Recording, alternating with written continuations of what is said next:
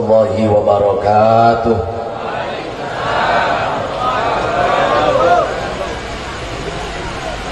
Bismillahirrahmanirrahim. Alhamdulillahi rabbil alamin.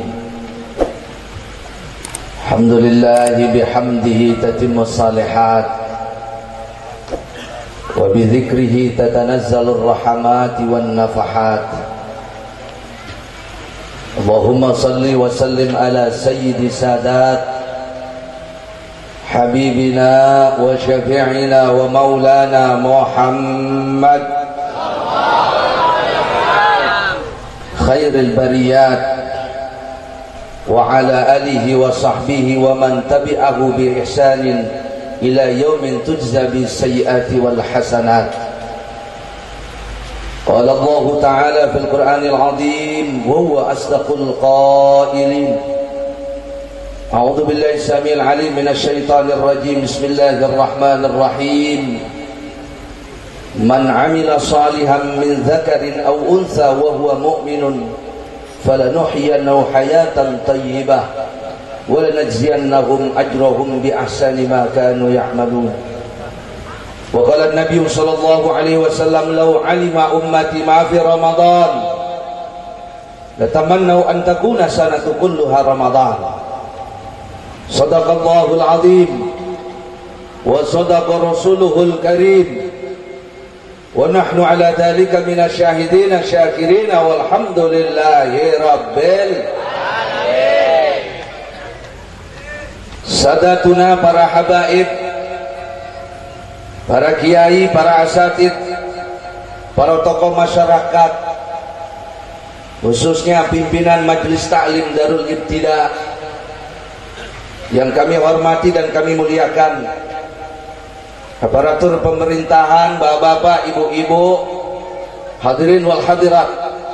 Mudah-mudahan kita semua yang hadir pada malam hari ini senantiasa menjadi orang-orang yang dirahmati oleh Allah Subhanahu wa taala. Alhamdulillah, dengan curahan rahmat limpahan nikmat Allah, kita duduk berkumpul bersama pada malam hari ini dengan berbagai keistimewaan yang Allah limpahkan dalam hidup kita. Yang pertama, malam ini kita berkumpul bersama para habaib, para kiai, para asatid. Kata para ulama, majelisnya ulama, majelisnya para habaib, majelisnya para kiai adalah sama dengan majelisnya para nabi. Maka satu kenikmatan yang nanti akan kita tangisi di hadapan Allah, kita minta untuk dikembalikan hadir seperti malam hari ini, adalah manakala kita duduk bersama para habaib, para kiai, para ulama. Yang kedua, kita ini sekarang berada di waktu-waktu yang istimewa. Bulan Sya'ban menyongsong bulan Ramadan. Kata ulama, Rajab, Sya'ban, Ramadan adalah mawasimul khairat, bulan-bulan di mana Allah mencurahkan kebaikan. Rajab, Sya'ban, Ramadan adalah bulan di mana Allah melipat gandakan, bulan di mana Allah mencurahkan ampunan, bulan di mana Allah mendatangkan nafahat rabbaniyah, diturunkan bagi siapa saja yang mau menghormati, memuliakan ketiga bulan yang istimewa ini. Bulan Rajab, kata ulama, bulan menanam. Bulan Sya'ban, bulan kita mengurus tanaman kita. Bulan Ramadan, bulan kita memanen hasil apa yang kita tanam. Barang siapa yang menanam, dia yang panen. Barang siapa yang tidak pernah menanam, jangan pengen panen. Nah, ndururilok dia panen pengen.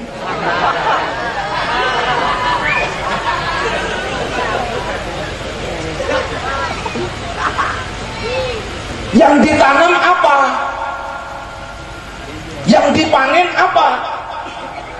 Hadirin rahimakumullah, bulan Rajab ada Isra Mi'raj, bulan Sya'ban ada nisfu Sya'ban, bulan Ramadan ada Lailatul Qadar. Maka 3 bulan ini bulan di mana Allah Subhanahu wa taala memberikan kesempatan kepada kita, memberikan peluang sebesar-besarnya kepada umat manusia untuk menutupi kekurangan 9 bulan yang telah kita lalui. Maka di bulan Rajab yang dibangun oleh Allah kepada kita, yang kita tanam, kita kokohkan kembali adalah keyakinan kita, keimanan kita kepada Allah Subhanahu wa Ta'ala. Ditampakkan Isra Mi'raj, ditampakkan ayat-ayat Allah, dikaji Isra Mi'raj, dibahas Isra Mi'raj, tidak lain dan tidak bukan makin mengokohkan, makin menguatkan keimanan kita kepada Allah. Bapak Ibu, iman itu kalau nggak punya ilmu lumpuh. Ilmu nggak pakai iman buta. Maka ketika seseorang ingin keimanannya bertumbuh kokoh dan kuat, barengi dengan ilmu.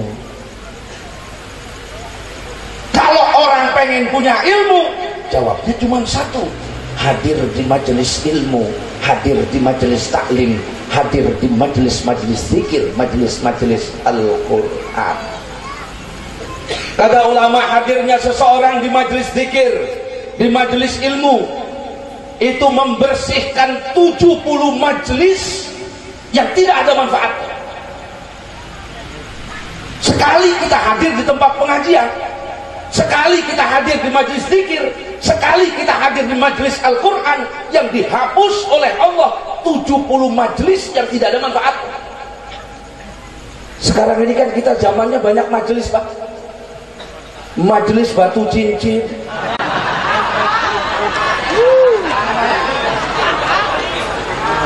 majelis gaplek. Datang di tempat pengajian 70 model majelis itu dibersihkan oleh Allah. Ditambah kata ulama, kalau orang hadir di majelis-majelis ilmu, majelis yang dibacakan Al-Quran, majelis yang dibacakan hadis Nabi, majelis yang disampaikan nasihat-nasihat para ulama, maka duduknya di tempat yang seperti itu ditemani oleh malaikat, keluar dari tempat tersebut diampuni dosanya oleh Allah Subhanahu. Makanya di zaman ini Bapak dan Ibu nggak ada yang lebih manfaat selain kita hadir seperti ini. Dengan banyaknya ujian, tantangan keimanan, permasalahan yang datang menghantam kita, yang bisa membersihkan, menenteramkan kita, majelis-majelis seperti ini. Makanya bapak-bapak yang nggak bisa tidur kalau majelis zikir ngantuk. Ngantuk. Ada bapak-bapak di tempat saya dulu, ada orang, Pak, kalau malam nggak pernah bisa tidur. Berobat kemana-mana nggak sembuh-sembuh. Jawabnya gampang, hadir aja di pengajian, insya Allah bisa ngantuk. Baru hadir duduk di tempat pengajian ngantuk. Ada 3 ngantuk yang paling dibenci oleh Allah. 1, ngantuk waktu khutbah Jumat, bapak-bapak. 2, ngantuk lagi pengajian. Ibu-ibu. 3, ngantuk habis sholat subuh, bapak ibu dua-duanya.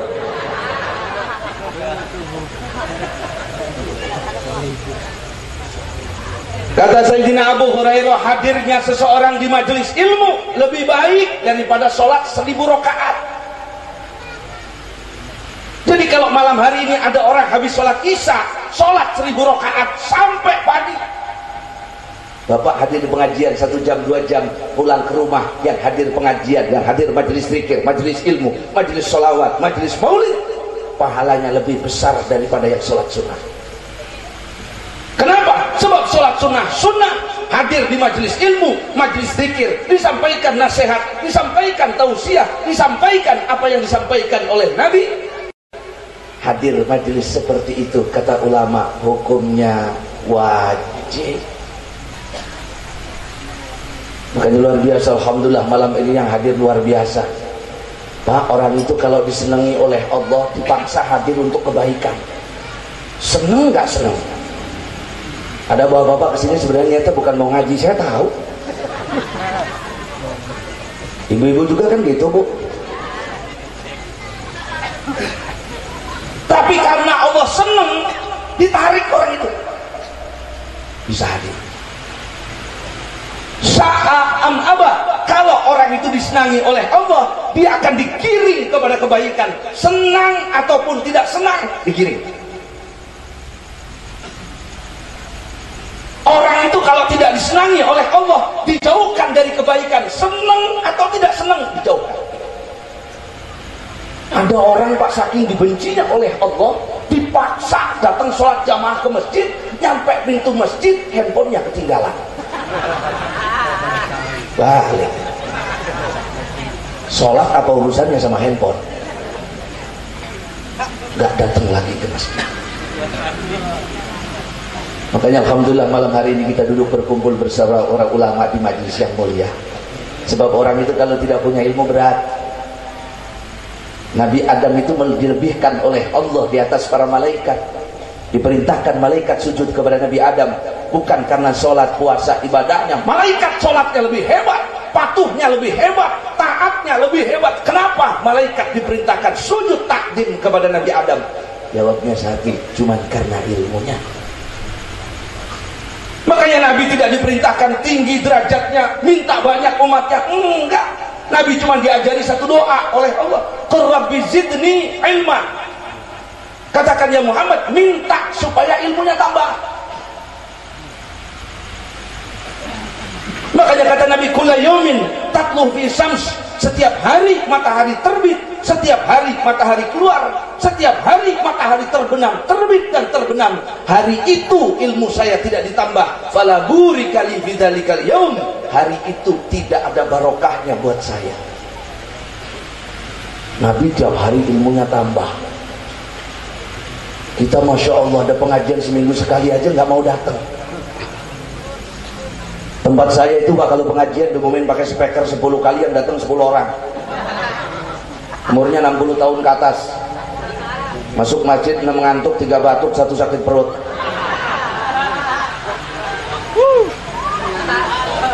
Paling-paling yang semangat pengajian di mana-mana itu ibu-ibu. Alhamdulillah.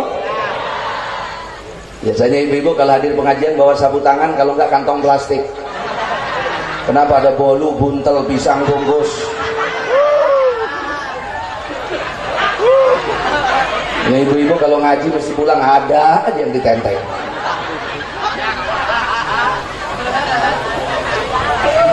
Ya kan Bu? Ya konon ngaku.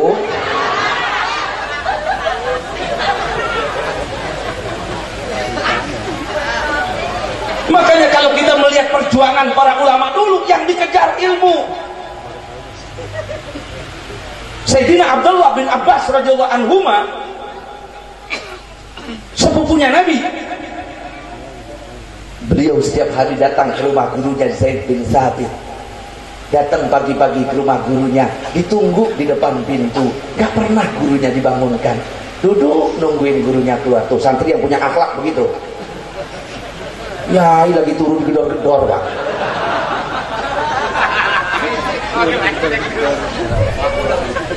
Duduk nyindir nih gimana duduk.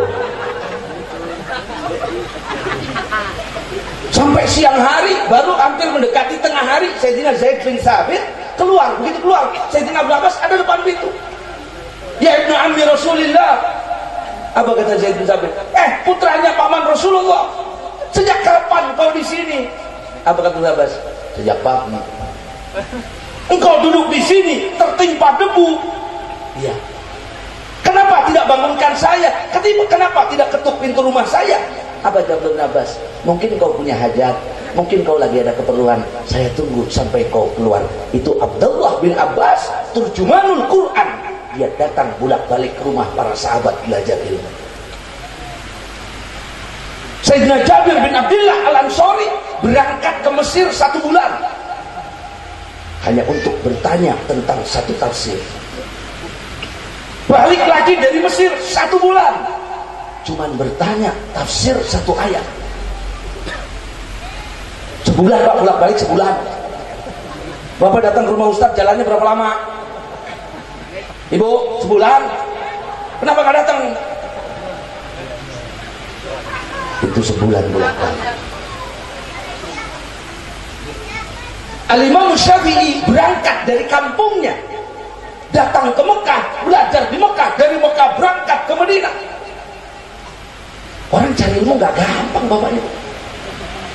Sebab tidak ada yang lebih mulia di dunia ini selain ilmu. Kalau ada yang lebih mulia, Nabi bakal minta. Allah hanya suruh minta, Nabi tambah ilmunya. Berarti yang paling mulia setelah keimanan di muka bumi ini adalah ilmu. Dalam Al-Quran dikatakan, yarfa'illahu alladhina amanu minkum walladhina utul ilma. Orang yang semua manusia dipilih oleh Allah, orang yang beriman. Dari orang yang beriman diangkat lagi derajatnya orang yang punya ilmu. Makanya ngajian bener Pak. Kalau nggak punya ilmu berat. Saya dulu pernah ceritakan ada preman tobat, waktu mudanya nggak pernah sholat. Begitu tobat pengen sholat, tanya sama istrinya, sholat tuh gimana sih? Gampang, datang aja ke masjid. Apa yang dilakuin di masjid namanya sholat. Preman mau ke masjid nggak punya peci, kemudian ketemu peci anaknya paling kecil, pakai nggak masuk. Sholat di belakang imam, sujud, pecinya jatuh, rambutnya diinjak sama imam. Kata preman, mau ditarik lagi sholat, nggak ditarik, rambut kedek, bedes rasanya. Sudahlah, saya kasih kode, imam ini nginjak rambut, dehemin. Ada orang DM, imam melirik ke belakang, kata imam, preman. Urusan sama preman, urusan. Dehemin lagi. Yang kedua, imam kaget. Lari itu imam keluar masjid. Si preman ingat omongan istrinya, apa yang dilakukan di masjid diikutin, diubah gimana?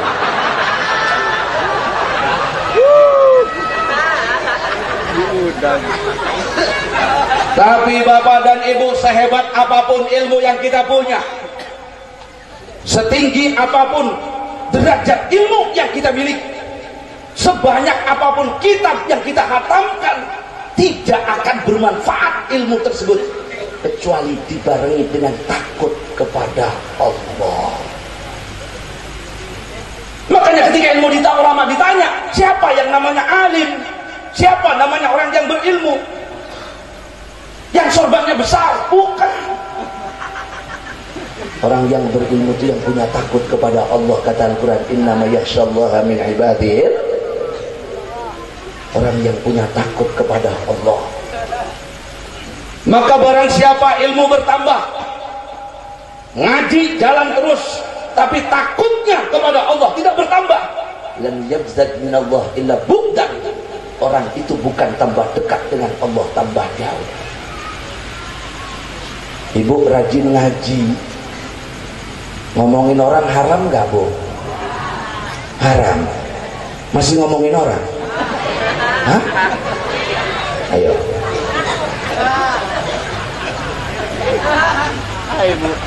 Jangan main-main.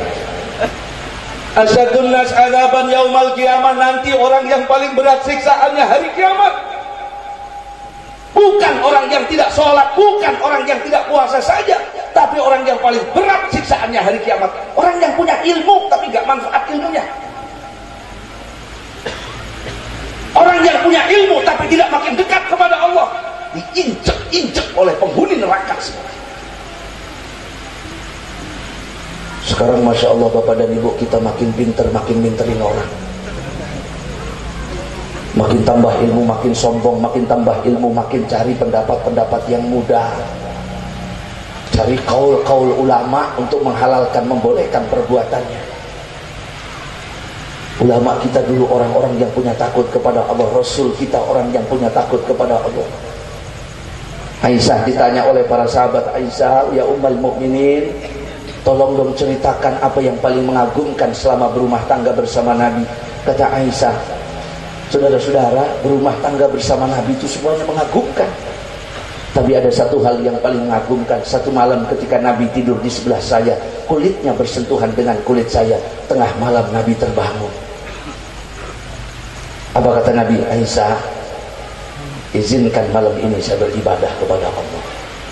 Kata Aisyah, ya Rasulullah, saya lebih senang kau di samping saya, tapi saya senang apa yang kau senang. Nabi bangun, ambil air wudhu, sholat. Lagi sholat nangis, baca Quran nangis, air matanya membasahi wajahnya. Rukuk nangis, air matanya membasahi jenggotnya. Sujud nangis, air matanya membasahi tempat sujudnya. Itu dilakukan oleh Nabi sampai Bilal adzan subuh. Nabi kata Aisyah, Nabi itu gara-gara sholat malam hatta tawarramat qadamah, sampai kakinya bengkak. Bukan karena sholatnya lama, tapi karena kebiasaan yang didawamkan, sampai kalau bangun malam bengkak kakinya. Bapak-bapak bangun malam bengkak kakinya semurat.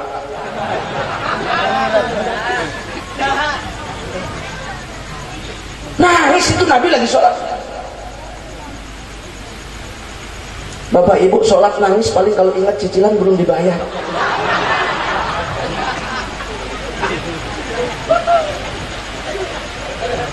Sampai Bilal adzan subuh. Sayyidina Umar bin Al-Khattab kalau sholat malam yukarriru ayatan wahidatan, beliau mengulang satu ayat sampai subuh, nangis.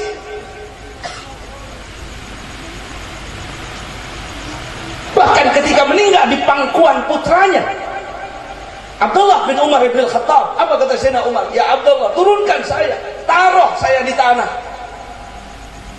Kalau hari ini saya mati, Allah mengampuni saya, memasukkan ke dalam surga, boleh engkau pangku bapakmu ini. Tapi kalau saya mati, Allah tidak ridho kepada saya, letakkan saya di tanah sekarang juga, taruh saya di tanah. Saya tidak iri dengan para malaikat, saya tidak iri dengan para rasul, yang saya iri dengan makhluk yang tidak pernah diciptakan. Kenapa mereka punya takut kepada Allah? Sebab mereka tahu dengan siapa berhadapan di dalam sholat. Imam Abu Hanifah itu bapak dan ibu 30 tahun sholat. Beliau itu kalau sholat 5 waktu wudunya sekali, 5 waktu satu wudu, gak pernah batal wudunya. Imam Bukhari itu masuk kamar mandi seminggu sekali, bapak sehari 7 kali.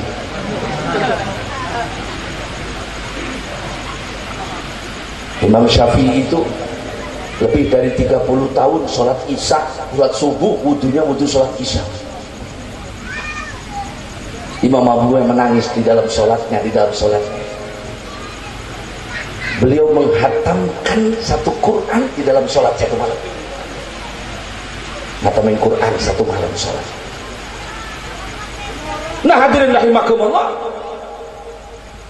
maka ilmu yang kita pelajari, ilmu yang kita ambil dari para guru-guru kita, kalau ingin bermanfaat barengi sama takut kepada Allah. Derajat seseorang ditentukan di mata Allah dengan takutnya kepada Allah. Kita sekarang lebih takut kepada miskin, lebih takut kepada harga diri, lebih takut kepada jabatan daripada miskin yang haram dilakukan, daripada harga diri diinjak sama orang lain yang haram dilakukan, daripada jabatan diambil oleh orang lain yang haram dilakukan. Sudah gak punya takut kepada Allah. Makanya iblis itu paling senang sama orang yang di hatinya takut miskin. Senang iblis kalau ada orang di hatinya takut miskin. Bukan dengan orang yang berbuat maksiat saja, tapi dengan orang yang di hatinya takut miskin. Kenapa? Kalau orang itu di hatinya takut miskin, gampang dibelokkan. Siapa kita sekarang yang gak takut sama miskin?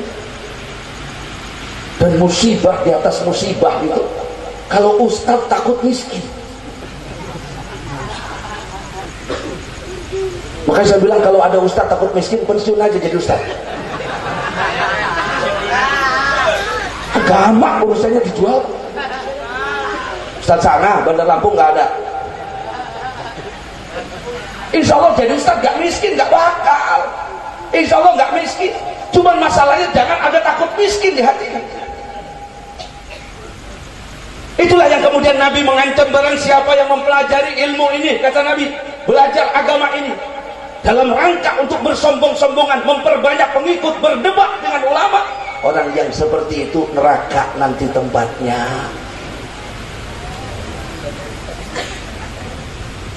Neraka nanti tempatnya. Sekarang kita cari ilmu buat apa?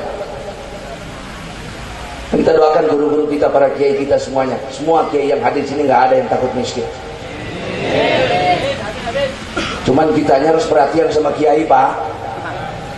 Ya, kadang-kadang kita kurang ajar sama ustadz sama kiai. Ngomongin kiai sama ustadz aja pinter di belakang, mikirin nggak pernah. Coba kalau ustaz sama kiai nggak ada orang mati, siapa yang imamin? Bubar, mau dimamin preman. Begitu sholat jenazah pakai sujud, pakai ruku. Jawabnya apa? Yang mati banyak dosanya.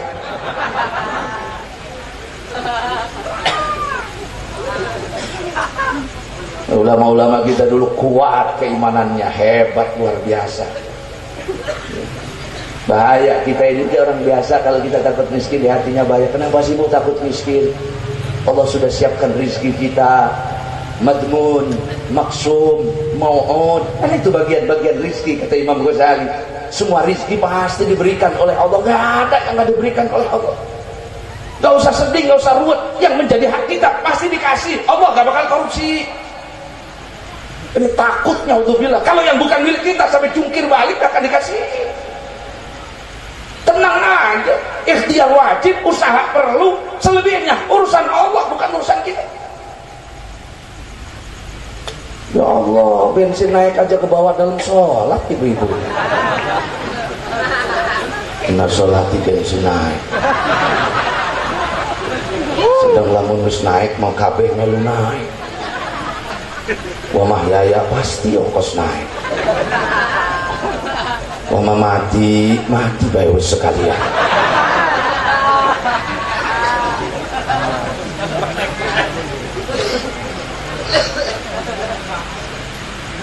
Itu ada ustadz kemarin gara-gara bensin naik. Kula melamun masih semene boten ikhlas rasa. Allahu Akbar. Pensiun aja jadi ustaz. Kata Nabi, nanti 3 orang yang pertama kali dinyalakan api neraka jahanam siapa? 1, orang yang punya ilmu, diberikan ilmu oleh Allah, diamalkan ilmunya siang dan malam, ditanya oleh Allah, apa yang kau lakukan? Saya amalkan ilmu saya Allah siang dan malam. Kadzabta, kata Allah, bohong. Engkau melakukan bukan untukku tapi semata-mata supaya disebut orang yang berilmu. Geser itu masukin neraka pertama kali. Apalagi kita, makanya pikirin ustaz sama kiai pak. Jangan cuma bisa jelekin, mocokin sama kiai. Nah kiai jematri, wong serani pelit. Jelekin orang aja pinter. Tahu Imam Ghazali? Kenapa Imam Ghazali jadi ulama? Bapaknya itu cuman gozal, tukang tenun, jual kain. Penghasilannya dibagi 3. Sepertiga buat kebutuhannya, sepertiga buat beli bahan lagi, sepertiga disedekahkan. Kepada siapa disedekahkan? Kalau ada kiai, ulama datang, bapaknya Imam Ghazali datang. Datang sama kiai, doain anak saya. Datang ulama hadis, Allahumma ya Allah, mudah-mudahan anak saya seperti ulama ini. Allahumma ya Allah, datang ulama fikih, mudah-mudahan anak saya seperti ini. Datang ulama tafsir, mudah-mudahan anak saya seperti ini. Dikumpulkan semua di Imam Ghazali. Dan beliau senang bersedekah kepada ulama. Kita dari ustaz mesti ikhlas. Wong ustaz jure ikhlas. Orang diomongi sing sabar, ustaz sabar. Namanya juga ujian. Pak, kalau diuji sama Allah, insya Allah ustaz kuat. Diuji sama bapak kurang ajar.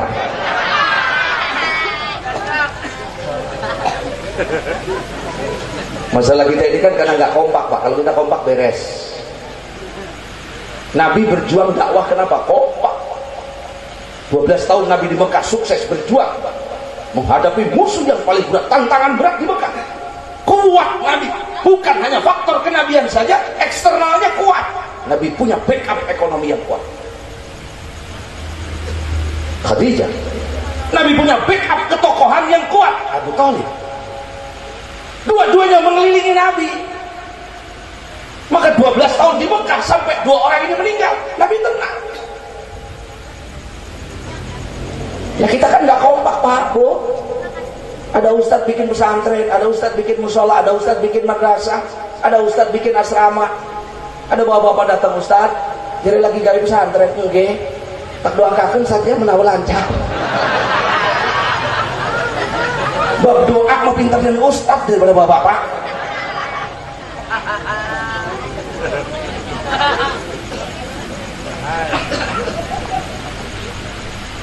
Jangan suka jelek-jelekin ustaz, kualat. Dengar bu, bu, dengar. Makanya kata ulama, sejelek-jeleknya ulama itu yang mendatengin pejabat. Minta-minta. Sebaik-baiknya pejabat yang datang sama kiai. Harusnya pejabat yang datang sama kiai. Kita nggak nyalahin ulamanya, tapi karena salah komunikasi timpang kayak begini.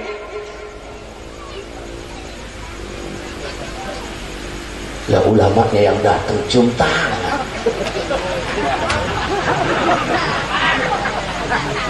Barang siapa yang tawaduk kepada orang kaya karena kekayaannya 2/3 agamanya hilang. 2/3 tinggal 1/3. Ketiup angin hilang 1/3 lagi. Insya Allah guru-guru kita ikhlas semua, bapak ibu gak usah diikutin, insya Allah ikhlas.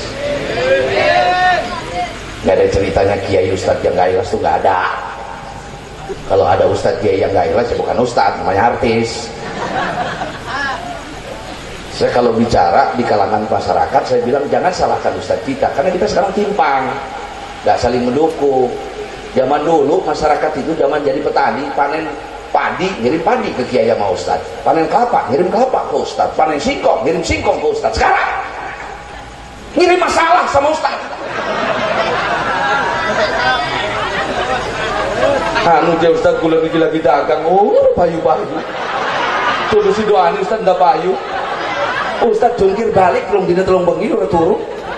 Begitu hasil, marak-marak.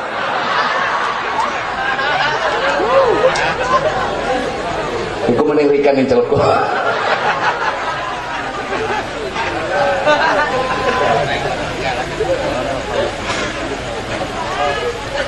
Makanya mari kita bangun takut kita kepada Allah. Orang itu kalau punya takut sama Allah ngomongnya masuk. Syekh Abdul Qadir Jailani itu kalau hadir di satu majelis, minimal yang hadir di majelisnya 4.000 ulama. Suatu saat beliau punya anak. Anaknya kalau kuliah sudah S-nya S7. Samsung aja S6. Ya kita lebih tinggi S7.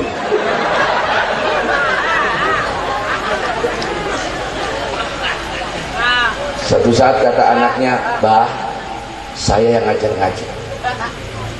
Saya sudah belajar kemana-mana." Kata saya Abdul Qadir, belum waktunya. Saya yang mau ngajar ngaji. Ayo silahkan. Naik, bicara dengan bahasa yang indah, penuh dengan balaghah, bahasa Arab yang tinggi, penuh dengan makna. Sing hadir ngantuk.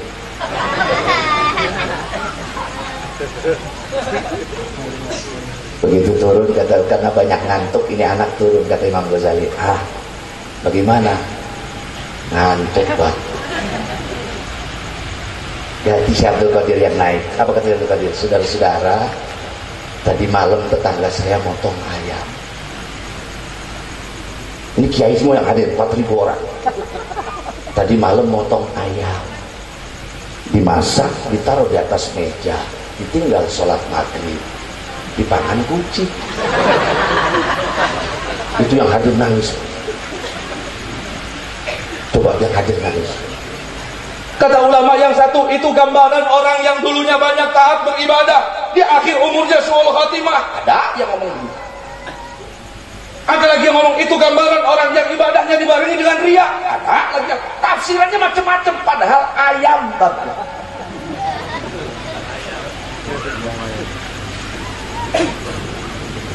Orang kalau takut sama Allah luar biasa. Orang kalau takut sama Allah, apapun dibuat takut. Kiai dulu tuh kurus-kurus, kerempeng-kerempeng. Ya Allah, lurus. Tapi kalau orang jalan, gak ada yang berani jalan di depan. Motor lewat pun berhenti, ada kiai di depan. Lembut, gak ada kiai dulu galak-galak, gak ada. Halus, lembut. Karena mereka banyak mujahadah, perutnya banyak kosong. Guru saya, masya Allah, perutnya banyak kosong, Pak. Kalau kita kan perut kosong sedikit aja udah kemana-mana urusannya. Ya kayak saya begini, Pak, dari tadi ceramah belum makan saya. Makanya ceramah kalau belum makan nggak fokus kayak begini nih kemana-mana. Udah makan, udah. Tapi walaupun keadaannya begitu, itu para ulama-ulama dulu, orang takutnya luar biasa.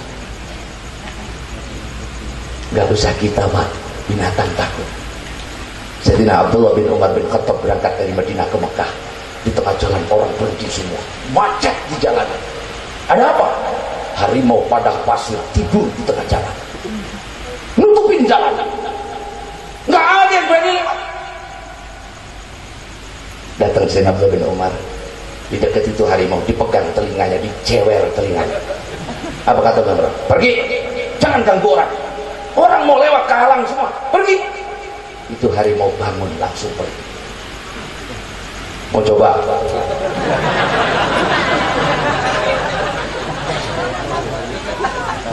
Macan takut.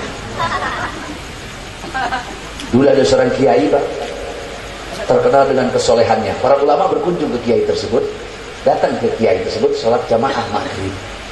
Kebetulan ini kiai lidahnya rada kurang fasih. Bukan faktor tidak fasih, rada kurang dialek dan sebagainya. Akhirnya apa? Rahimahullah, itu yang sholat ustadz ngomong semua, lawong kiai cuma kurangnya mengkeren kiai. Malam itu dia tidur. Ulama-ulama yang berkunjung itu tidur. Tengah malam mimpi bareng-bareng, pagi-pagi junub bareng-bareng. Kebetulan itu kiai rumahnya di gunung. Karena mereka mau sholat subuh, ini tamu-tamu para ustadz, para kiai ini langsung mandinya di sungai. Buka baju, mandi semua di sungai, mau sholat subuh. Begitu mereka terjun masuk ke dalam sungai, datang harimau duduk di atas baju mereka. Harap mentas nanu macan, orang mentas watis. Itu kiai riben gitu. Akhirnya dipanggil tuan rumah, Syekh, tuan rumah keluar dari rumah, dipegang itu macan. Jangan ganggu tamu saya, jangan ganggu tamu saya, pergi. Itu macan pergi. Kata kiai ini, ya Syekh, kenapa macan bisa takut kepada engkau sementara kami takut kepada macan? Apa jawab beliau?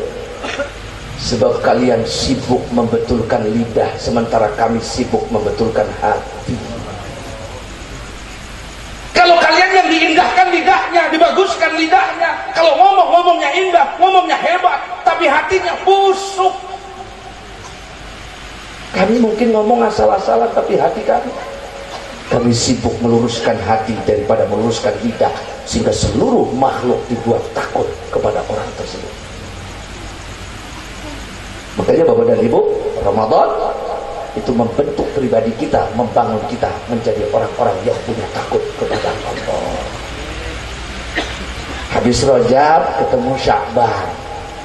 Sekarang kita berada di bulan Sya'ban, ada nisfu Sya'ban. Ini istimewa Bapak dan Ibu. Di malam nisfu Sya'ban Allah mengampuni semua dosa orang-orang yang dihendak dibebaskan oleh Allah, diampuni sebanyak bulu kambing yang ada di Bani Kalb. Di Mekah dulu ada namanya, di Madinah ada namanya Bani Kalb, di Arab itu. Itu terkenal dengan peternak kambing. Ribuan satu orang punya kambing. Sebanyak bulu rambut itu. Bulu kambingnya berapa banyak? Malam nisfu Sya'ban hadisnya, dalilnya kuat. Tapi kalau Allah mengampuni dosa, Allah membersihkan dosa, ada orang-orang yang tidak diampuni oleh Allah, tidak dibersihkan oleh Allah, dibiarkan oleh Allah. Seolah-olah Allah mengatakan kalian akan bertemu dengan bulan Ramadan. Sebelum ketemu Ramadan yang begini-begini, bersihin dari hati kalian. Kenapa? Silahkan ketemu bulan Ramadan, silahkan masuk bulan Ramadan, tidak akan diampuni, tidak akan mendapat kebaikan Ramadan. Kenapa? Bersihkan dulu. Sebab bulan Sya'ban, bulan kita mengurus tanaman keimanan yang kita bangun di bulan Rajab. Hadirin rahimakumullah, siapa orang-orang yang dibiarkan di nisfu Sya'ban, tidak diampuni, tidak dibersihkan oleh Allah sekalipun ketemu dengan bulan Ramadan? Satu orang musyrik. Gak ada di kita orang musyrik, Pak, gak ada. Tapi ada kemusyrikan paling halus di hati kita. Kita kalau ibadah senang dipuji sama orang. Ria itu bagian kemusyrikan yang paling halus. Kalau ada orang beribadah karena riya, silahkan minta pahala sama orang yang beribadah untuknya. Cirinya orang riya itu kalau ibadah depan orang banyak bagus, sendirian nggak bagus. Kayak kita ini kalau lagi ngumpul begini kan tampangnya surga semua, Pak. Keluar dari sini ya nggak tahu. Berarti nggak ikhlas. Kebalikannya orang yang ikhlas itu depan orang banyak bagus, sendirian bagus. Depan orang banyak bagus, sendirian bagus, ikhlas. Tapi manakala kita depan orang banyak dan sendirian tidak sama, ada penyakit halus sekecil rambut yang merupakan disebut bagian dari kemusyrikan. Lihat, saya Pak kalau sholat zuhur di masjid sebelum zuhur qabliyah, habis zuhur ba'diyah. Kalau saya sholat di masjid, giliran saya sholat zuhur sendirian, zuhur ya zuhur tok, nggak ada tambahnya sama sekali. Saya Pak, kalau saya jadi imam di pesantren depan anak santri, alhamdulillah senang baca surat yang panjang. Giliran saya sholat sendirian ya surat Al-Ikhlas sampai lecek saya bolak-balik. Kenapa kalau jadi imam suratnya panjang sendirian pendek? Gak ikhlas. Nabi kebalik kok. Nabi sholat subuh baca surat Al-Ikhlas. Kenapa? Nabi mau baca surat yang panjang, ada anak yang nangis. Tentu bapaknya yang lagi sholat terganggu dengan tangisan anaknya. Nabi robah sholat subuh, Nabi baca surat Al-Ikhlas. Kalau Nabi sholat sendirian, jangan tanya. Hudzaifah ibn Yaman, hadis Ramadan yang berkaitan dengan tarawih. Satu saat pengen tahu Nabi itu kalau sholat sendirian kayak apa. Ditunggu Nabi di masjid tengah malam. Begitu Nabi keluar masuk masjid, sholat Allahu Akbar. Hudzaifah ikut sholat di belakang Nabi, Allahu Akbar. Selesai baca surat Fatihah, Nabi baca surat Al-Baqarah sampai selesai. Itu Hudzaifah yang ikut di belakang ngomong, habis Al-Baqarah ruku ini. Selesai Al-Baqarah, Nabi nyambung lagi Al-Imran. Hudzaifah udah panik di belakang. Terakhir Al-Imran, terakhir. Satu rakaat. Selesai Al-Imran, Nabi nyambung An-Nisa. Kata Hudzaifah, "Roh mengkenen kita rumah lu semua."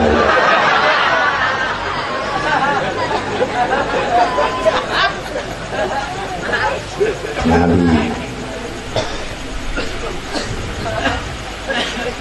hilangkan itu dari hati kita Pak sebelum kita ketemu bulan Ramadan.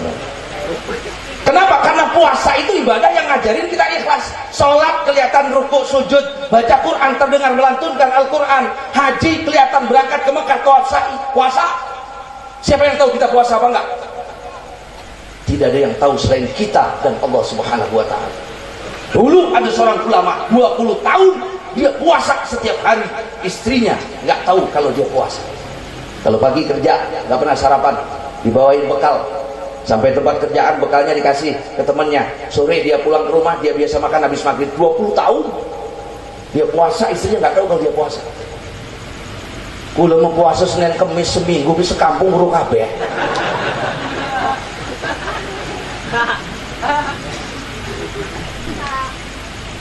Jadi yang diajarin dibangun kalau bulan Ramadan, ngajarin ikhlas. Sedekah depan orang banyak, besar, sendirian, sedikit. Gak ikhlas. Lagi nyalon, sedekahnya besar, gak nyalon, gak sedekah, gak ikhlas.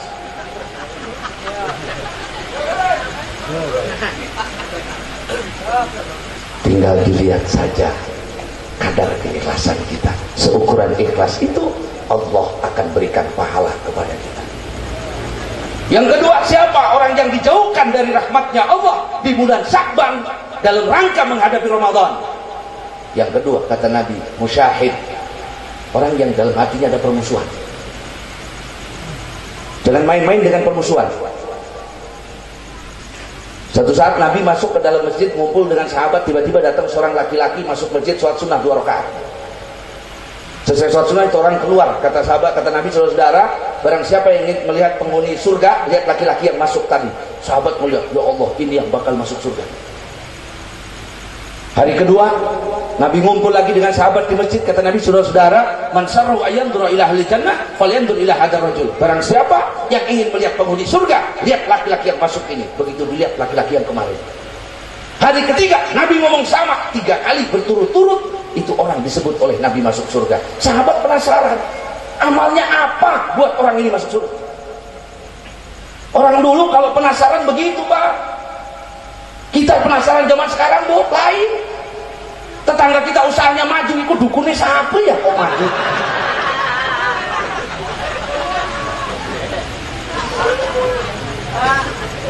Didatangi oleh seorang sahabat, dilihat sholatnya biasa, puasanya biasa, zikirnya biasa. Kenapa dia masuk surga? Saya tidak disebut masuk surga, kata sahabat. Apa jawab laki-laki yang dikatakan masuk surga ini?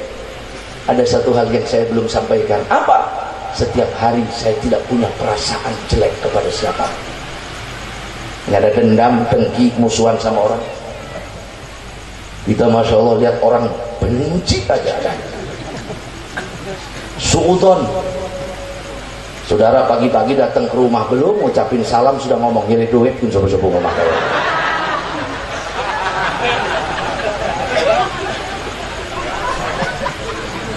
Makanya orang yang di hatinya ada permusuhan, diangkat keberkahan hidupnya, tak barokah. Orang yang di hatinya namanya dendam, benci sama orang, dijauhkan dari rahmat Allah selama itu masih ada di hatinya. Buang, gak ada manfaatnya kita marah, dendam sama orang. Gak ada manfaatnya kita musuhan sama orang, gak ada manfaatnya. Makanya qati'ur rahim mal'un, orang yang memutuskan silaturahim, punya permusuhan, dilaknat oleh Allah walaupun matinya di tengah-tengah Ka'bah. Ini yang lebih berat, Pak, kalau ustadz musuhan. Berat itu. Babnya kan satu, Pak, beda pendapat boleh, beda pendapatan bahaya.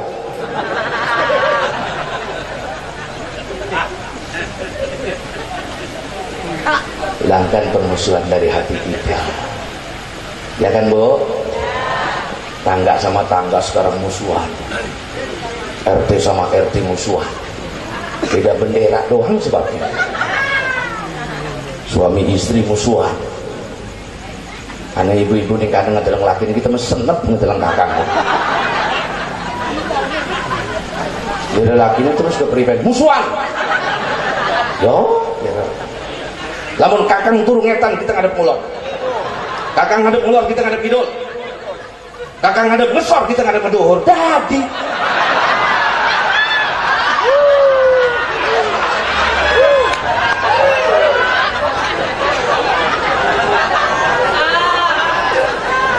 iya, Bu.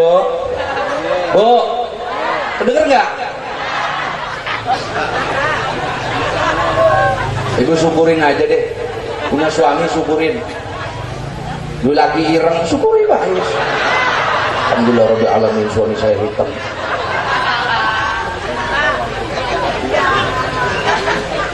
Kalau ada yang kurang-kurang dari pasangan kita, sabar. Ibu kemudian punya suami ganjen nih, untuk bilang sabar. Bapak duit rabi orang kebenaran cilik ireng cerewet bisa, sabar, sabar.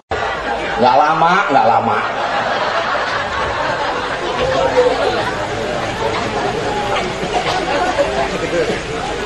Jangan ada permusuhan di hati kita.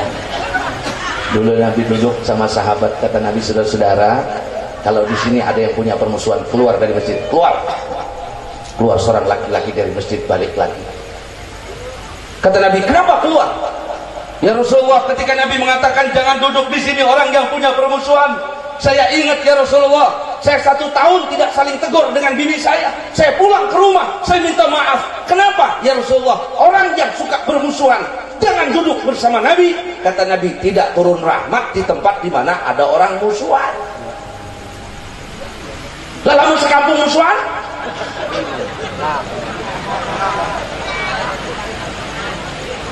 Yang ketiga, siapa lagi orang yang tidak mendapat rahmat Allah sekalipun berjumpa nisfu Sya'ban, hilangkan sebelum kita bertemu Ramadan?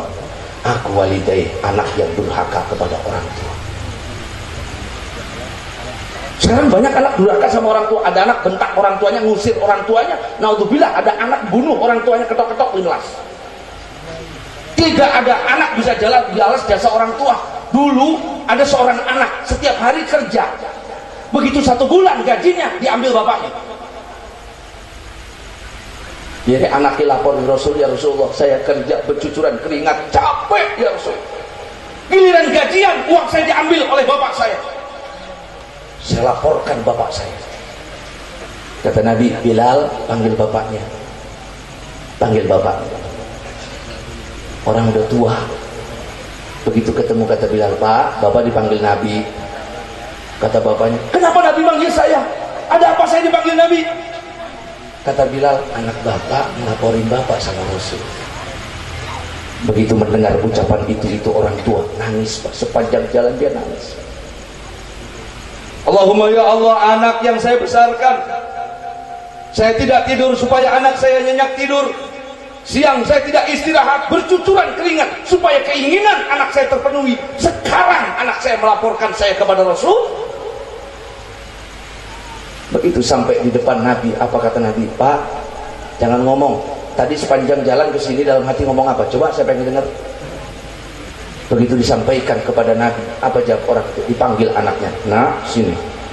Anta wa malu li abik. Engkau dan semua hartamu punya bapakmu. Jangankan hartamu, badanmu itu punya bapakmu. Anta wa malu li abik. Makanya nggak ada anak bisa balas jasa orang tua. Jaga baik-baik orang tua kita, muliakan orang tua kita. Itu pintu kita masuk surga, atau itu pintu kita masuk neraka. Anak sekarang Masya Allah diajarin sama TV. Dulu ada pelacur, Pak, di Jakarta 40 tahun, sudah tua, punya anak perempuan, anaknya kabur sama pacarnya, pulang hamil. Apa kata ibunya? Nah, ibu tukang maksiat, ibu paling banyak dosanya, tapi ibu tidak ridho dengan yang kalian lakukan. Saya tidak terima dengan yang kalian lakukan. Saya doakan mudah-mudahan semua anak keturunanmu jadi orang yang buta. Itu anak perempuan punya 5 orang anak, semua matanya buta. Itu doa ibu yang tidak sholat. Itu doa ibu tukang maksiat. Ibu kita tukang sholat, ibu kita tukang baca Quran, ibu kita tukang pengajian. Jangan main-main. Gak ada kita bisa balas jasa orang tua kita, Pak Ibu. Tuh ibu-ibu tuh, ya Allah, jangankan anak masih di rumah, sudah punya keluarga, masih disayang. Ibu kalau mau nengok anak yang punya suami, punya istri, punya cucu, mesti ada yang dicangking kan, Bu, ya? Oh, dia duit ngutang. Wong tuh mengedengok anak punya nyangking, Pak. Anak ngedengok wong tuh nyangking. Anaknya 5 digawa kabeh njaluk duit bae tuan.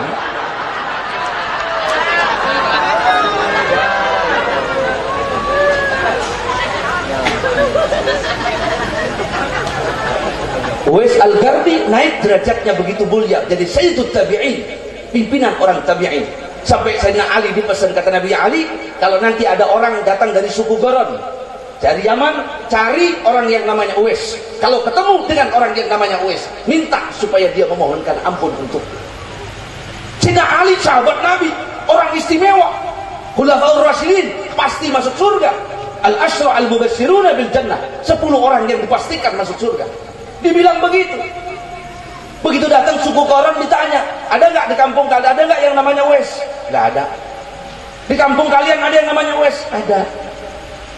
Siapa Uwais itu? Orang biasa, anak muda, cuman baktinya sama orang tua luar biasa. Dia pernah gendong ibunya dari Yaman datang ke Madinah, 2000 kilo digendong. Itu yang buat diangkat derajatnya. Kalau bapak ibu saudara kita masih punya musuhan dengan orang tua kita, bikin sakit hati orang tua kita, bikin nangis orang tua kita, sebelum ketemu bulan Ramadan minta maaf. Sekalipun ketemu bulan Ramadan, dibiarkan oleh Allah sampai kita memperbaiki. Yang keempat ya Rasulullah, mudminul khamar, tukang minum minuman keras. Insya Allah nggak ada di sini tukang mabok, nggak ada. Jangan main-main minuman keras, jangan main-main. Siapapun di tenggorokannya ada setetes minuman keras, sholatnya tidak diterima 40 hari 40 malam. Setetes. Barang siapa yang mati di tenggorokannya ada setetes minuman keras, matinya sama dengan orang yang nyembah patung. Lagi itu menginum gor mabok ora, tak campur karo jamu. Dalam megawe bengi, ngojek bengi orang mancing angin, waduh bahaya. Udah jangan main-main, jangan main-main. Umul khaba'ith, induknya segala perbuatan maksiat itu minuman keras. Silakan ketemu dengan bulan Ramadan kalau masih dekat-dekat dengan minuman keras. Allah tidak akan memberikan kebaikan kepada bulan kita, kepada bulan Ramadan. Lah kita mau mabok kok cuma dagang doang. Lah buku sing dagang kuat.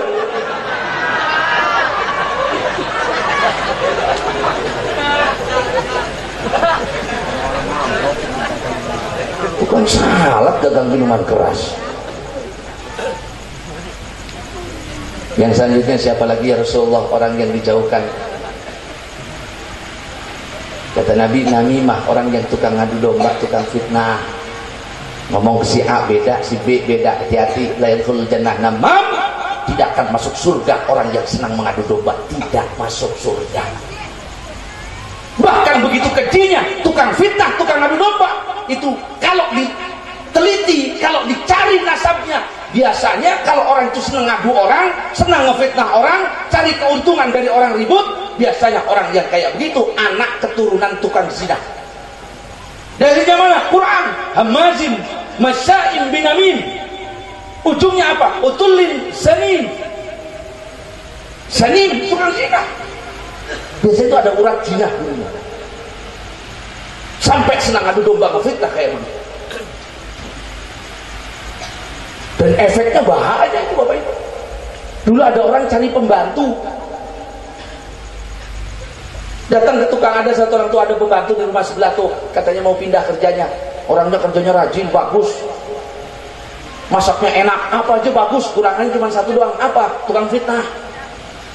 Katanya nyari pembantu nih, nggak apa-apa lah tukang fitnah doang, yang penting kerjanya bagus. Diambil kerja di rumahnya sebulan, 2 bulan nggak kelihatan, 6 bulan kelihatan mulai. Kebenaran setiap bulan suaminya pergi ngumpul sama teman-temannya sampai pagi. Begitu majikan laki-lakinya pergi, datang itu si pembantu sama majikan perempuannya. Bu, tahu nggak bapak sebulan sekali itu pergi kemana? Ke teman-teman yang ngobrol, paling ngobrolin cincin, main catur.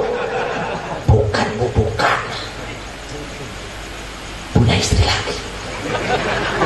Ah, nggak mungkin. Iya bu. Mulai terkesan-kesan. Sebulan sekali istrinya pergi ke rumah orang tuanya. Begitu istrinya pergi, si pembantu datang sama bapaknya, sama majikan lakinya. Pak, tahu nggak ibu pergi kemana? Ke rumah orang tuanya. Enggak, dia pergi sama pacarnya yang dulu. Mulai kasak-kusuk. Datang lagi ke majikan perempuannya. Bu, kalau ibu pengen suami ibu nggak pergi dari rumah, gampang. Apa? Gunting rambutnya, toko nosor kasur. Pasti suami ibu gak pergi lagi. Guntingnya malam Jumat jam 12:30 tanggal 15. Begitu istrinya pergi, datang itu si pembantu ke majikan pelakinya. Pak, bapak malam Jumat 12:30 arti paten. Tukang fitnah tuh. Akhirnya malam Jumat tanggal 15 12:30 istrinya tidurnya kali gunting, rabinya tidur, istrinya tidur, pura-pura tidur, suaminya pura-pura tidur. Jadi laki, waduh, itu ucap begitu. Jadi laki itu ini kapan gitu ya? Jam 1:30 itu suami pura-pura tidur, bangun istri digunting rambutnya. Begitu istri ngangkat gunting, dipegang tangannya oleh suami, ditusukin ke istrinya, istrinya mati. Keluarga istrinya nggak terima, dikebukin suaminya, mati. Gara-gara awas, udah jauhkan, jangan suka iri sama orang, jangan suka dengki sama orang. Tukang fitnahmu sebabnya satu Pak, iri, dengki, gak seneng orang maju, kesak-kusuk tuh nyebarin berita-berita yang gak bener. Jangan main-main, gak usah iri Bapak dan Ibu. Dengki ini yang menghabiskan amal kita seperti kayu api menghabiskan kayu bakar. Bapak rajin sholat, ibu rajin ngaji, rajin puasa, rajin baca Quran, dengki jalan terus, iri jalan terus, habis amalnya. Gak usah ada di hati kita. Kalau orang lain maju, kita juga bisa minta sama Allah. Kalau orang lain bisa, kita juga bisa. Allah yang bikin kita bisa semuanya. Sebagaimana Allah memberi dia juga bisa. Ya kita sekarang kebalik Pak. Tetangga toko mobil, kita toko obat rendas. Yang beli mobil, beli rumah, paket. Pingsan sekaligus. Buang dari hati kita sebelum kita berjumpa dengan bulan Ramadan. Siapa lagi ya Rasulullah? Sombong. Barang siapa yang di hatinya ada setitik sifat dari sombong, maka Allah akan memasukkan orang tersebut ke dalam neraka. Tidak masuk surga. La yadkhulul jannah man kana fi qalbihi misqala dzarratin minal kibir. Tidak akan masuk surga siapapun dalam hatinya ada setitik sifat dari sombong. Setitik. Siapa orang yang sombong itu? Batrul haq wa ghamtun nas. Batrul haq kalau diomongi nolak. Lah, ngomongi wong kadek wis bener bae. Ngomong. Sayyidina Umar dinasehati seorang perempuan, terima. Di hati ketika Sayyidina Umar berjalan di depan 100.000 tentara Islam, datang seorang perempuan, ya Umar, ittaqillah, takutlah kepada Allah. Sayyidina Umar turun dari kudanya, dengerin orang yang ngomong. Sayyidina Umar mau dinasehatin. Sayyidina Umar terima kalau dinasehati. Nabi diomongin sama istrinya, dengar. Siapa orang paling sempurna akalnya? Nabi. Tapi Nabi kadang-kadang dalam urusan tertentu musyawarah dan mau mendengar pendapat orang. Hajatul Wada, umrah Hudaybiyah, ketika Nabi berangkat berumrah, di tengah jalan tidak boleh masuk ke kota Mekah, tidak boleh tawaf, tidak boleh sa'i. Sementara Nabi sudah pakai kain ihram. Akhirnya Nabi membatalkan umrahnya, membatalkan ihramnya dengan menggunting rambut dan menyembelih kambing. Kata Nabi, gunting rambut, sembelih untanya. Sahabat nggak ada yang diam, jalan diam aja semua. Gunting rambut, sembelih untanya, nggak ada yang jalan diam. Nabi masuk ke dalam tenda kebetulan bersama Ummu Salamah. Kata Ummu Salamah, kenapa ya Rasulullah kok mukanya agak beda? Sahabat nggak biasanya kalau disuruh gampang, sekarang kalau disuruh susah. Nabi nyuruh apa? Gunting rambut sama motong ontak, nggak ada yang mau. Kata Ummu Salamah, ya Rasulullah boleh nggak saya punya usul? Apa? Nabi keluar dari tenda, gak usah ngomong apa-apa, panggil tukang cukur, potong rambutnya, sembelih untamu ya Rasulullah. Nanti yang lain pasti bakal ngikuti. Nabi keluar tenda, gunting rambutnya, sembelih untanya. Itu ribuan sahabat, ratusan sahabat yang ikut berbondong-bondong menggunting rambut, menyembelih untanya. Usulan dari Ummu Salamah. Kita, Masya Allah, mereka kali-kali bapak ibu saling tanya. Habis sholat ibu tanya, Pak, kira-kira saya ini sebagai istri kalau ada yang kurang tolong kasih tahu Pak, supaya saya bisa memperbaiki diri. Kata suaminya, enggak Mama itu istri yang paling baik sedunia. Saya orang yang paling beruntung dapat istri seperti Mama. Enggak ada kekurangannya sama sekali, cuman satu doang, cerewet. Oh saya cerewet. Kalau saya, kata istrinya, Pak, saya wanita paling beruntung sedunia punya suami seperti Papa. Nggak ada kekurangan. Papa suami yang terbaik, mampu membimbing dalam ketaatan. Saya orang yang paling bersyukur punya suami seperti Papa. Nggak ada kekurangannya, cuman pelit uang. Oh.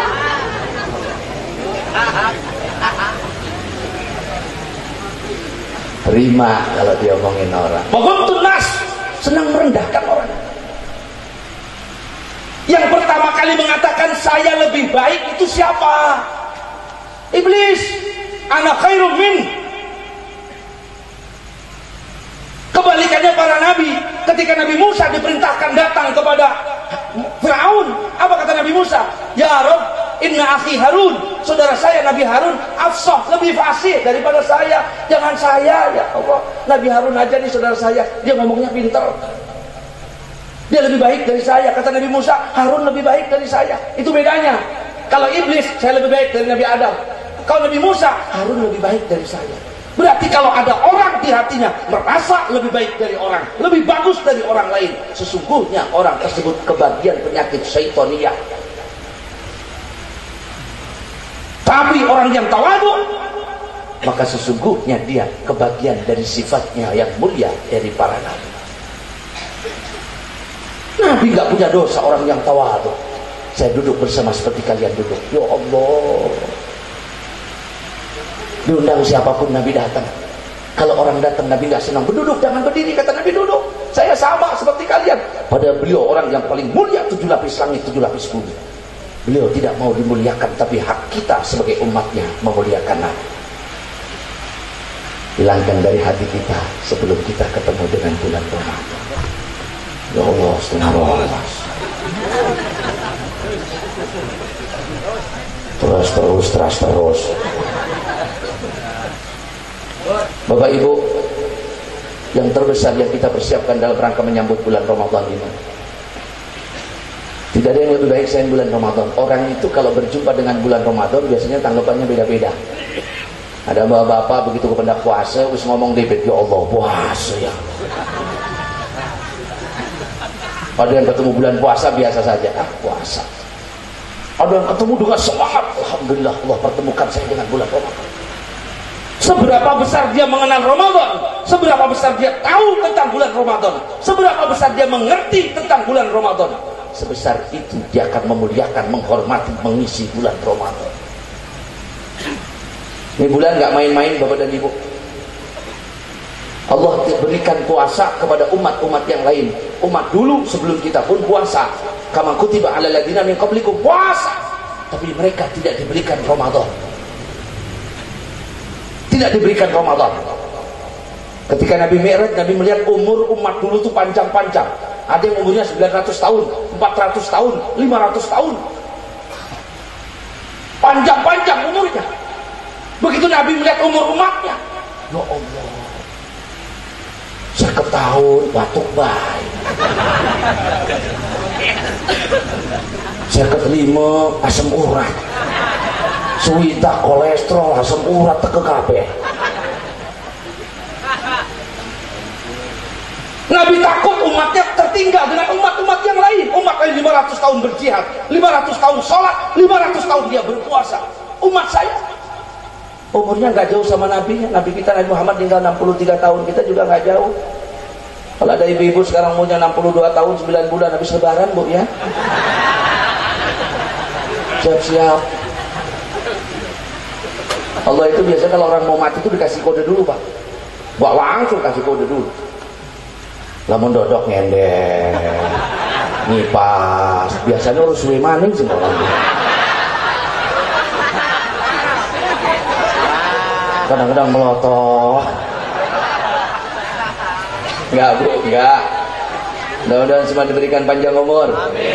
Dalam kesehatan, amin. Dalam ketaatan. Amin. Buat apa panjang umur kalau nggak taat? Dalam ketaatan, jangan kayak orang sekarang. Makin tambah umur, makin tua, makin jauh dari masjid. Makin tua, makin jauh dari pengajian. Makin tua, makin jauh dari zikir. Paling tambah umur, tambah. Allah itu malu mau menghukum orang yang rambutnya putih. Malu. Kenapa yang rambutnya putih? Nggak malu bikin dosa.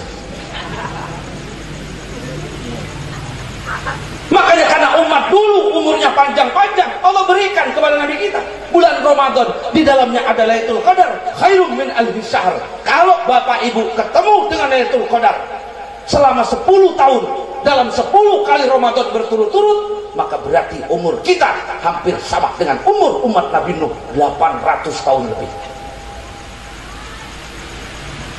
800 tahun. Dan itu Allah adakan di mana? Di bulan Ramadan. Di bulan Ramadan di mana Allah memberikan orang yang melaksanakan sunnah pahalanya sama dengan wajib. Kalau sholat ibadah wajib, pahalanya 70 kali lipat lebih baik dari wajib di luar Ramadan.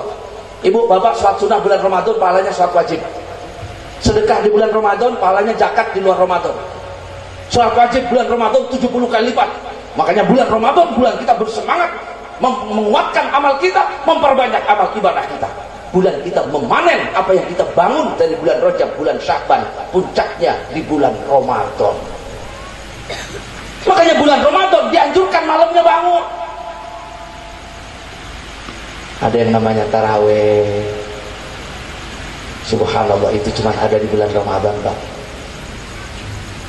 Taraweh itu dari zaman Nabi sampai zaman sekarang 20 rakaat. Berapa?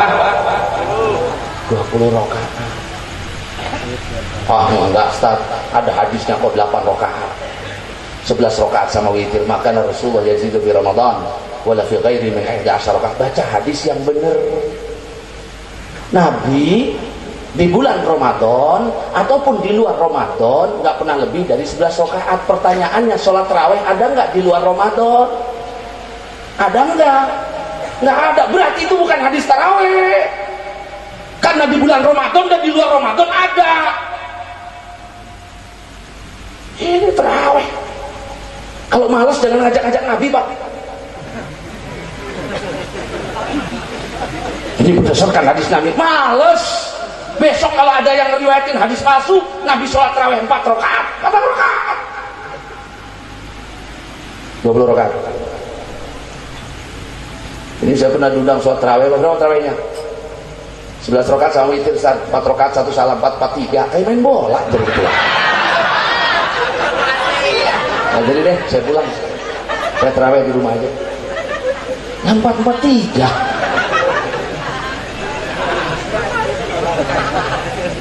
Formasi bola itu. Bapak Ibu, salat duha Ramadan ada, luar Ramadan juga ada. Witir Ramadan ada, luar Ramadan juga ada. Tarawih, maka bulan Ramadan jangan bolong tarawihnya. Sebab kita tidak tahu apa kita ketemu dengan Ramadan berikutnya atau tidak. Itu cuma ada di bulan Ramadan. Silakan Bapak sholat di luar bulan Ramadan 1000 rakaat, bukan tarawih. Yang namanya tarawih cuma ada di bulan Ramadan. Makanya hebat, luar biasa. Dulu di Banten nama ada Buya Dimyati, kalau bulan Ramadan sholat tarawihnya nggak banyak, cuma hatam Quran 30 juz setiap malam. Semalam hatam Quran 30 juz, mulai habis isya selesai sahur. Kita boro-boro hatam Quran, imam panjang sedikit, aminnya udah rame bener. Sama dehem ham. Bukannya nggak boleh tarawih bacanya cepat, boleh, silahkan. Yang penting aturan bacanya benar, makhrajnya benar. Yang kedua, tumak ninahnya jangan dibuang. Yang ketiga, lihat yang di belakang, takut ada yang tua. Ada kejadian di sana, Pak, bapak-bapak 70 tahun buka puasa minum kopi doang. Habis puasa langsung sholat maghrib, lagi semangat. Habis maghrib gak pulang, baca Quran wiridan sampai isya. Habis isya sholat tarawih, imamnya pemuda, rakaat pertama dibak gigi 5 sekaligus. Selesai tarawih klenger ibu bapak-bapak, digotongin kau balik, dikipasi ke anak, bah kelipun. Apa jabek mabok tarawih abah tinggalan.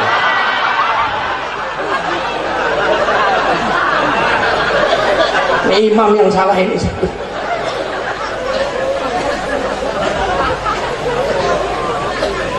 Boleh, tapi juga lihat yang di belakang.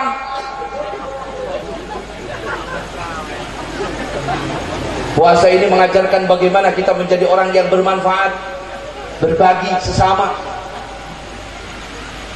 Syahrul Muasah, bulan Ramadan itu bulan bagaimana kita membuka hati bermanfaat kepada orang lain.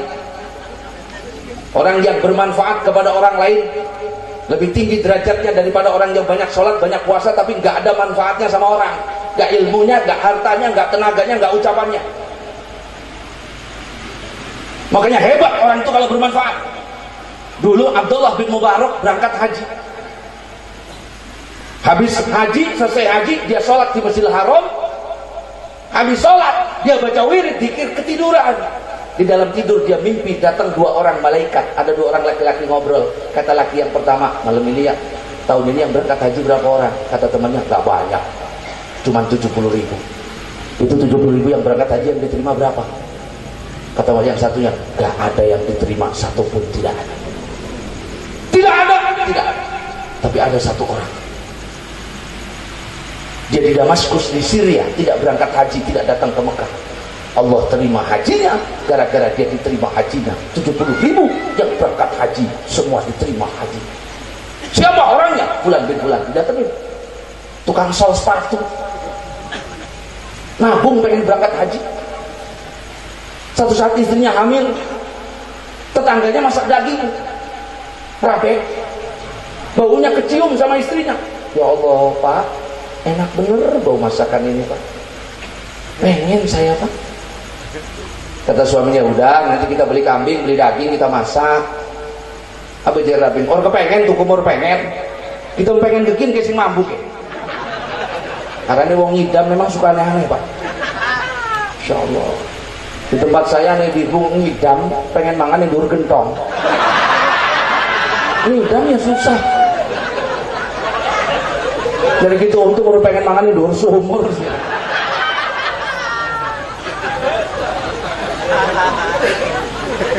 Akhirnya dengan terpaksa itu suaminya datang ke tetangganya. Assalamualaikum, waalaikumsalam. Bukan orang ngidam begitu, kata ibu Pak, saya ini ngidam Pak, bukan saya yang pengen, ini anak nih. Kalau nggak diturunin anaknya ngiler, mau anaknya ngiler. Itu bodoh nih doang laki ini buan. Datang. Assalamualaikum, waalaikumsalam Bu, ibu lagi masak daging, baunya kecium ke rumah saya, kebetulan istri saya lagi hamil. Kalau boleh saya mau beli sedikit aja supaya istri saya keinginannya terpenuhi. Kalau nggak boleh beli, mau minta. Kata tuan rumah, sebentar Pak ya, sini duduk. Kata ibu ini, saya memang lagi masak daging Pak, tapi daging yang saya masak halal untuk saya, haram untuk siapa? Kenapa? Saya seorang ibu, saya punya 3 orang anak yatim, ditinggal mati bapaknya. Hari pertama kami tidak ada yang dimasak di rumah, saya keluar rumah. Mudah-mudahan ada tetangga, saudara yang nyuruh saya nyuci, nyuruh saya nyetrika, uangnya saya buat beli beras, buat makan. Sampai sore saya keliling kampung, gak ada yang mau pakai tenaga saya. Saya pulang ke rumah, anak saya jerit, nangis, belum makan seharian. Akhirnya apa? Saya ambil batu, saya masak. Kalau anak nangis minta masak belum matang, sampai anak tidur lupa sampai makan. Paginya saya pergi lagi keliling kampung, cari orang yang mau pakai tenaga saya, tidak ada. Sampai sore saya pulang, 2 hari anak saya nggak makan. Hari ketiga saya keluar rumah, keliling kampung, nyari orang yang mau pakai tenaga saya, suruh nyuci, suruh nyetrika. Mudah-mudahan hasilnya saya buat beli beras, buat makan anak saya. Sampai sore saya pulang ke rumah, tidak ada yang ngasih tenaga kerja saya. Pulang ke rumah, di tengah jalan saya nangis, anak saya 3 hari belum makan. Saya 3 hari nggak makan kuat, anak saya 3 hari belum makan. Anak yatim kecil-kecil. Di tengah jalan kebetulan dia melihat bangkai kambing busuk penuh dengan ulat. Dia ambil itu bangkai, dibersihkan yang busuk, diambil yang bersih, dia bawa pulang ke rumah, dia masak. Jadi yang saya masak ini bangkai busuk, haram, tapi kami halal. Kami sudah 3 hari tidak makan, darurat. Itu si tukang sol nangis lari pulang ke rumah. Bu, ini gunakan untuk kebutuhan anak ibu, keluarga ibu. Diterima hajinya oleh Allah. Makanya kalau ada orang pulang haji pelit, gawat. Gawat. Ada bapak-bapak rajin sholat pelit, nggak terlalu gawat. Ibu-ibu pulang haji pelit, gawat. Abu Jarawang, Bu haji kok pelit Tuhan. Jadi bermanfaat untuk orang. Itu yang diajarkan puasa. Manfaat saiman falau ajrun saim. Barang siapa yang memberikan buka puasa kepada orang yang berbuka puasa, maka diberikan pahala puasa, tidak dikurangi sedikit pun. Kita ini zaman sekarang ketiban penyakit koret, pedit, bakhil luar biasa. Ya Allah, kalau mau sedekah itu buka dompet. 200.000 sayang, 100.000 sayang, 50.000 sayang, 20.000 eman, 10.000 eman, nanti 5.000 lecek beneran. Dinekakan torogia 3.000.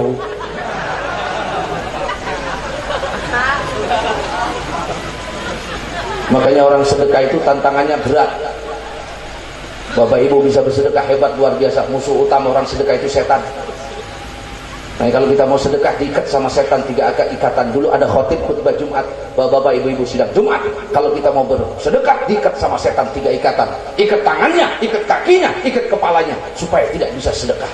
Ada bapak-bapak yang ada Jumatan ngomong, apa iya lamun kita sedekah ditaleni setan, tak ketok tali setan kita. Pulang Jumatan lari masuk rumah, masuk kamar, buka lemari, ambil uang 50 juta. Ketemu istrinya, mau kemana Pak? Nah, duit nih Ustad, pesantren, majelis. Berapa? 50 juta. Apa kata istrinya? Hebat, hebat. Emang kita sudah kaya Pak, sedekah segitu. Mikir jadi orang Pak, kalau anak mau kuliah bagaimana? Kalau anak mau nikah bagaimana? Sohor bersedekah 50 juta. Emang kita udah kaya? Ya suaminya, ya Allah, Ustaz di masjid itu pintar.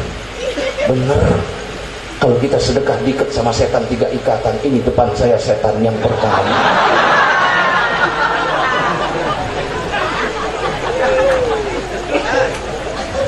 Bu, ibu punya kalung sama gelang? Hah? Gak punya? Kelewatan amat. Ibu punya kalung sama gelang, ibu mati masukin dalam tanah di kuburan, injak-injak di kuburan. Itu kalung sama gelang dipakai istri baru suami ibu. Seneng nggak ibu di kuburan? Seneng nggak? Nangis ibu di kuburan. Bodok nih kuburan. Ya Allah, ibu ke kalung gelang kita sih tuku. Oleh warisan ngedol tanah. Sekarang dipakai istri baru suami saya, bodok ibu. Makanya kalau ibu pengen kalung sama gelangnya dibawa mati gampang. Ibu punya kalung gelang jual, kasih ke Ustaz, bikin pesantren. Banyak kiai-kiai kita, Ustaz saja lagi bikin pesantren, Ustaz nih, bikin pesantren. Bapak mati, ibu mati, masuk dalam kubur. Apa kata malaikat? Bu, kalung ibu, gelang ibu dibawa sampai mati, diganti pahala berlipat-lipat. Pilih mana? Dibawa mati, apa dipakai istri baru suami ibu? Bu, pilih mana? Hah? Pilih mati apa dibawa ke istri baru suami ibu? Yang ngomong pilih mati pilih tagih Pak besok. Coba bener orang. Harta yang kita gunakan, apa yang kita gunakan di jalan Allah, itu milik kita Pak. Bapak sering ngomong, ini rumah saya, tanah saya. Betul, rumah Bapak, tanah Bapak. Bapak mati, ibu mati, masukin dalam tanah, injek-injek. Itu rumah punya siapa? Punya anak. Itu tanah punya siapa? Punya anak. Itu mobil punya siapa? Punya anak. Kita yang jungkir balik dulu nyari harta, dapat apa? Dulu bangun masjid, musola, madrasah, pesantren, zakat, infak, sedekah, santuni anak yatim, biayai anak istri, nafkahi keluarga, berangkat haji, itu diberikan tuh bapak, duit bapak, tuh duit ibu.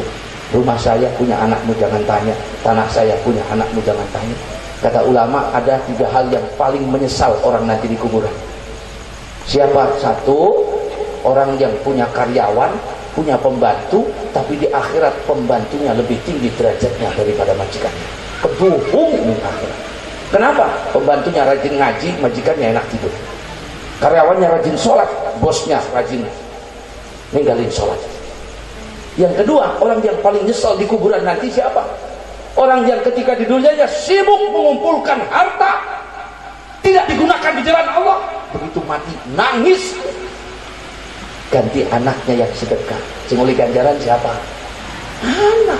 Anaknya sedekah, bapak yang dulu nyari duit sudah jadi hak anak, warisan anak. Yang ketiga, orang yang nanti paling menyesal di kuburan adalah seorang ulama ketika murid-muridnya lebih mengamalkan ilmunya daripada gurunya. Paling keduhung nanti di akhirat. Makanya Bapak dan Ibu hadirin rahimakumullah, dari semua perjalanan bulan Rajab, Sya'ban, Ramadan ini mengajarkan kita, mengingatkan kita untuk kehidupan setelah hidup di dunia ini. Banyak orang nyalon Pak, calon wali kota, gubernur, presiden, DPR, jadi ada yang jadi, ada yang enggak. Tapi kalau mati nggak ada yang gagal, pasti mati. Lah keceritanya kita minggu ini mati harus itu, memang durung waktu nih. Masalah kita bukan mati, tapi apa yang kita hadapi di balik kematian. Lihat orang yang mati Pak, kalau ada orang mati dimandiin, dibulak-balik, ditekuk oleh lawan. Ada orang mati kalau dimandiin ngelawat? Nggak ada. Habis dimandiin dibungkus putih-putih. Waktu hidup di dunia kita pakai sarung BHS, baju mahal bagus. Ibu ada yang baju 1 juta 2 juta, mati putih-putih kulung, digotong dibawa ke masjid, sholatin. Kendaraannya istimewa, kurung batang, keranda. Dulu hidup di dunia naik mobil, naik becak, naik motor, naik sepeda. Mati naik kurung batang. Itu kendaraan yang paling hebat, siapa saja yang naik pasti mati. Pasti. Dibawa ke masjid, disolatin, habis sholatin bawa ke kuburan. Kuburannya gede-gede, panjangnya 2 meter, lebarnya 1 meter.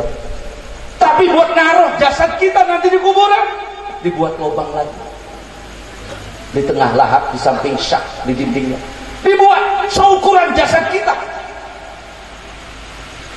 Ibu bapak yang mati digotong, dibawa, taruh, masukin dalam kubur tuh. Buka kain kafannya, tempelkan pipinya ke tanah, ganjel pakai tanah, tutup pakai bambu, pakai kayu, urukin, injak-injak. Begitu ibu dalam kubur tuh, panggil suami yang ibu belain sampai nggak sholat. Kang, batu kita di sini Kang. Pak, temenin saya di sini semalam. Apa jadi laki? Orang Arab masih pakai sinom. Bakal. Bapak mati, bawa kuburan, buka kain kafannya, tempelin pipi ke tanah, hadepin muka ke kiblat, ganjal, urukin, injak-injak. Panggil anak istri yang kita belain. Sampai kita nggak sholat, sampai kita melanggar aturan agama dalam rangka supaya anak istri kita senang. Ayo panggil, Ma, Neng, Nak, temenin bapak di kuburan. Orang bakal tuh. Yang nemeni kita apa? Amal kita masing-masing. Begitu yang ngubur sudah pergi 7 langkah, datang malaikat bawa catatan amal kita, ada semua. Malam minggu pengajian di tempat Ustaz Khairul Anam, ada tulisannya Pak. Yang ceramah nggak tahu siapa tuh, dari Cilegon lama ceramahnya. Ada tulisannya. Dari tadi sebenarnya saya pengen pulang izin nih gitu, mana tulisan.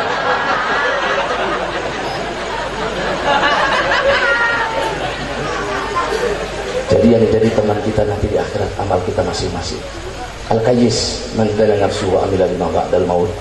Orang yang cerdas, orang yang pandai, orang yang banyak introspeksi diri dan berbuat untuk hidup setelah hidup di dunia ini.